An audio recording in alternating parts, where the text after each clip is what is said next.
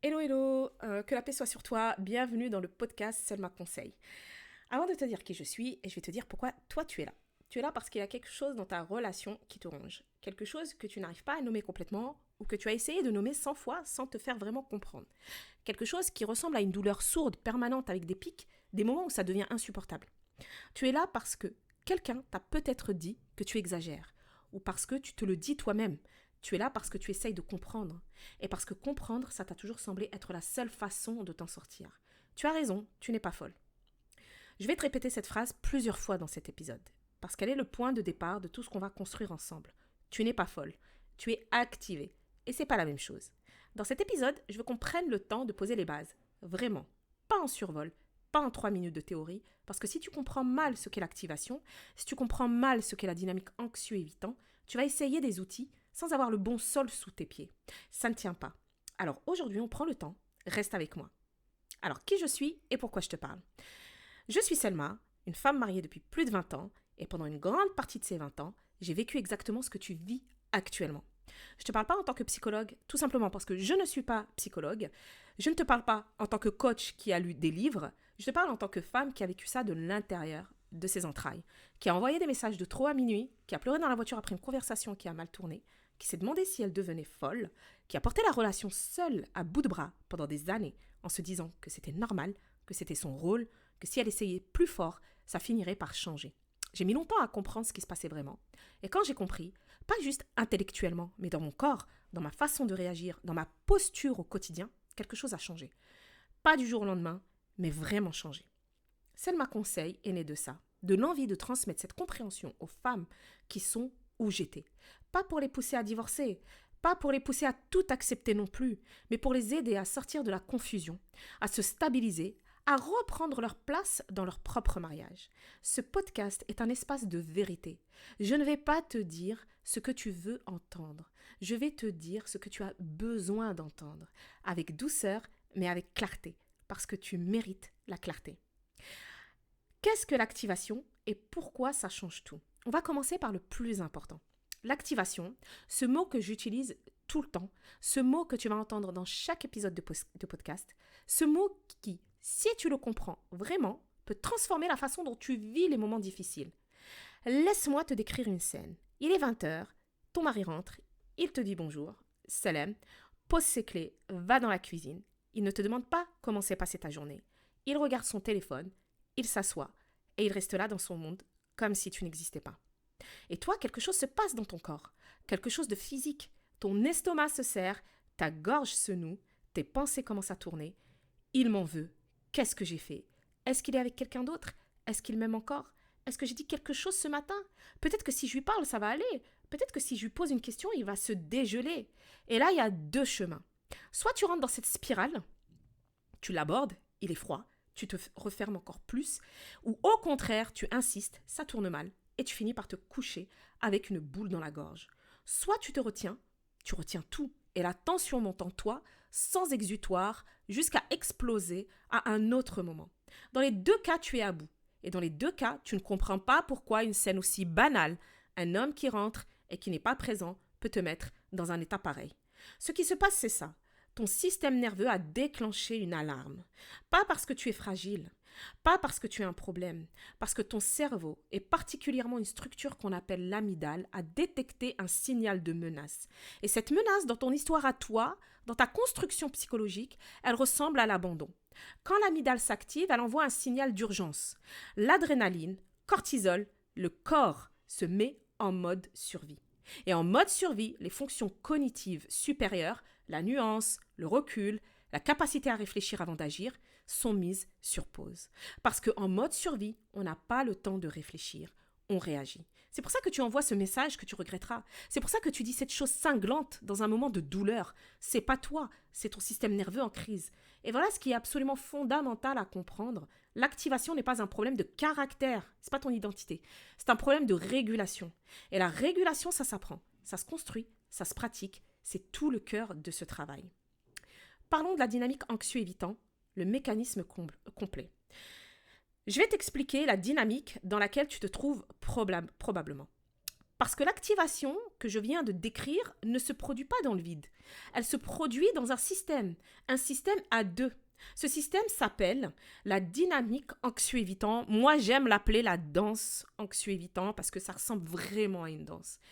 Je vais commencer par une question. Quand tu penses à tes comportements dans ton mariage, tes comportements quand ça va mal, est-ce que tu te reconnais dans certains de ces exemples? Tu vérifies s'il a lu ton message. Tu analyses son ton de voix pour deviner son humeur. Tu adaptes ton comportement en fonction de son état. Tu poses des questions pour tenter de briser le silence. Tu t'excuses même quand tu n'as pas tort, juste pour éviter un conflit. Tu portes la relation, les dates, les conversations importantes, les efforts de connexion, presque seul, pour ne pas dire totalement seul.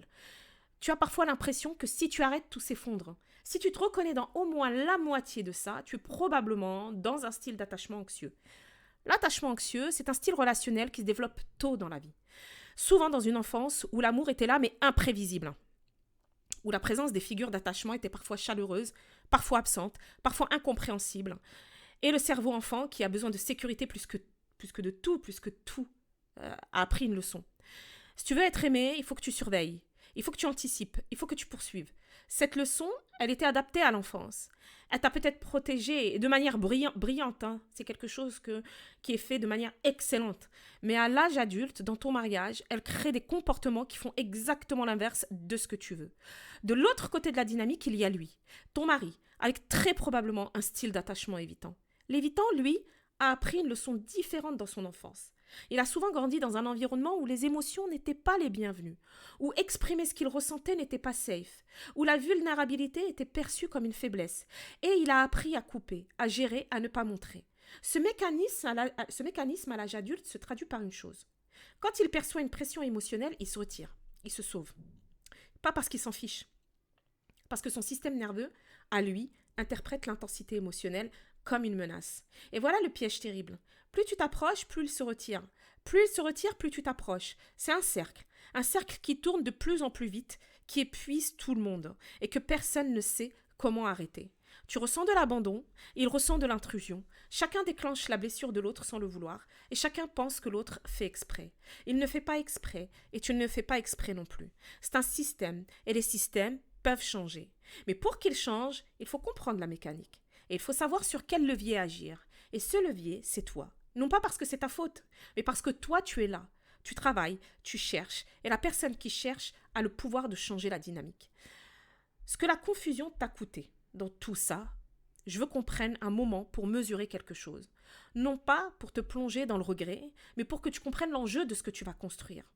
La confusion, ne pas comprendre la dynamique dans laquelle tu vis, ça a un coût. Le premier coût, c'est l'énergie. Une quantité folle d'énergie dépensée à analyser, à anticiper, à surveiller, à s'adapter. Si tu faisais un bilan honnête du nombre d'heures par semaine passées à tourner en rond dans ta tête autour de ton mariage, la conversation d'hier, le silence de ce matin, ce qu'il a voulu dire, ce que tu aurais dû dire, combien trouverais-tu? 5 heures? 10 heures? Plus? C'est de l'énergie qui va nulle part, qui ne change rien, qui t'épuise et qui te laisse avec exactement le même problème que le lendemain. Le deuxième coup, c'est l'estime de toi. Quand on ne comprend pas une dynamique, on a tendance à se blâmer, à se demander ce qui ne va pas en soi. Je suis trop intense, je suis trop sensible, je suis trop exigeante. Ces phrases que tu te répètes en boucle, elles viennent souvent du fait que tu n'as pas de cadre pour comprendre ce qui se passe.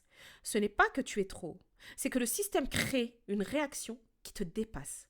Le troisième coup, et c'est peut-être le plus profond, c'est la relation elle-même. Chaque crise non comprise est une crise répétée. Je veux que tu intègres ça. Chaque crise non comprise est une crise répétée. Chaque pattern non identifié est un pattern rejoué. Et avec le temps, des couches de douleur non intégrées s'accumulent entre toi et ton mari. Ce podcast, cet accompagnement, tout ce travail, c'est pour arrêter l'accumulation. Et pour commencer, pas effacer ce qui s'est passé, mais à construire quelque chose de différent à partir d'aujourd'hui. Je vais te donner un premier outil concret avant de terminer cet épisode. Pas un outil théorique, un outil que tu peux utiliser ce soir si tu en as besoin. Il s'appelle nommer l'état. C'est une pratique qui vient des neurosciences. Elle s'appelle en anglais, alors juge pas mon accent, name it to tame it, nommer pour apprivoiser. Et elle repose sur un principe simple. Quand tu nommes ce que tu ressens avec précision, l'activité de l'amygdale diminue. pas dramatiquement, mais suffisamment pour créer un espace entre l'émotion et l'action. Voilà comment ça fonctionne. La prochaine fois que tu sens l'activation monter, la spirale de pensée, la tension dans le corps, l'envie d'envoyer ce message ou de confronter maintenant, fais une pause. Juste une pause. Pose ta main sur ton sternum si tu peux et dis à voix haute ou dans ta tête une phrase comme celle-ci. Mon système est activé. Je ressens de la peur d'abandon. Ce n'est pas une urgence réelle. Je suis en sécurité. Chaque partie de cette phrase a une fonction. Mon système est activé. Tu prends de la distance avec l'émotion. Tu n'es pas l'émotion. L'émotion n'est pas ton identité. Ton système l'expérimente. Je ressens de la peur de l'abandon. Tu nommes précisément. Pas je suis stressé, parce que tu n'es pas stressé. Pas ça ne va pas. Tu nommes l'émotion profonde. La peur, l'abandon, ces mots envoyés au cerveau réduisent l'activité amygdalienne.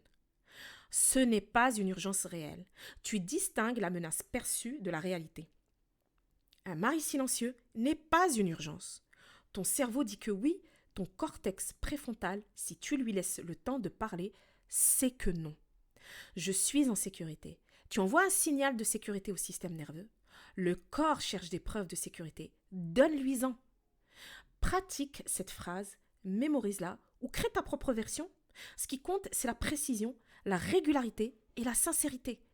Ce n'est pas instantané. Ça ne fait pas disparaître la douleur. C'est pas un miracle, hein. Mais ça crée l'espace nécessaire pour choisir ta prochaine action plutôt que de la subir. Et choisir même une seule fois, c'est déjà une victoire. D'accord ?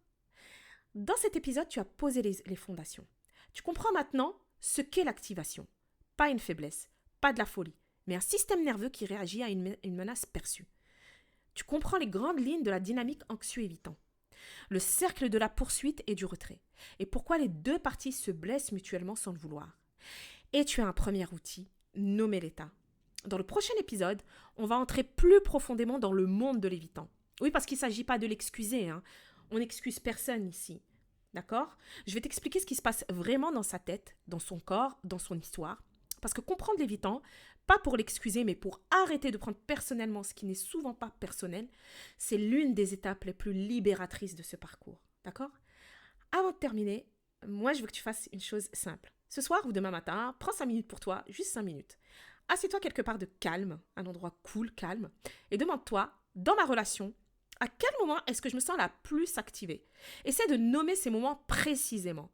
Pas pour te morfondre. On n'est pas là pour remuer en fait. On est là pour avancer. On est dans une dynamique, dans une ambiance, dans une vibe d'avancer. D'accord ? Juste pour observer. La conscience est le début du changement. Je vais le répéter encore une fois. T'es pas folle. Tu es activée. Et l'activation, ça se régule. Je t'attends au prochain épisode. Reste avec moi, Queen.